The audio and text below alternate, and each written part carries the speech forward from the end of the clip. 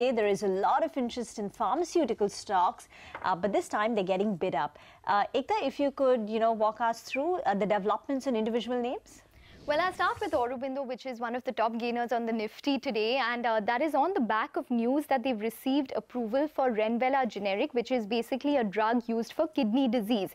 Now, why is this important is because Aurobindo has become the first company to get approval for this. It is the suspension version where the market size is lower at around $140 million, but what this means is that they have managed to get approval of a drug which is very complex in nature to manufacture, and that the API itself is quite complex to manufacture, and hence it gains confidence that they could get approval for the tablet version of the drug where the market size is much bigger, but the API would be common to both. So Aurobindo is higher because of that. Natco Pharma is in focus because Mylan in fact has received an information for request from the US FDA for Copaxone 20 mg. Remember that Mylan as well as Natco have jointly filed for this multiple sclerosis drug in the US markets for both the 20 mg as well as the 40 mg version. So this could be something which the street will watch out for, because it was expected to get approval possibly in June,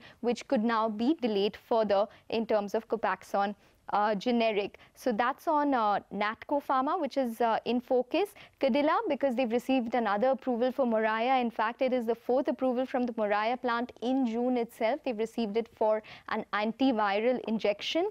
Wockhardt, where they've received tentative approval for a cancer injection drug, but we do understand from sources not confirmed by the company that it could be via third-party manufacturer.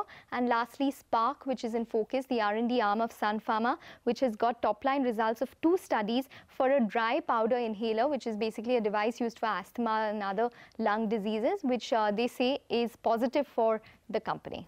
All right.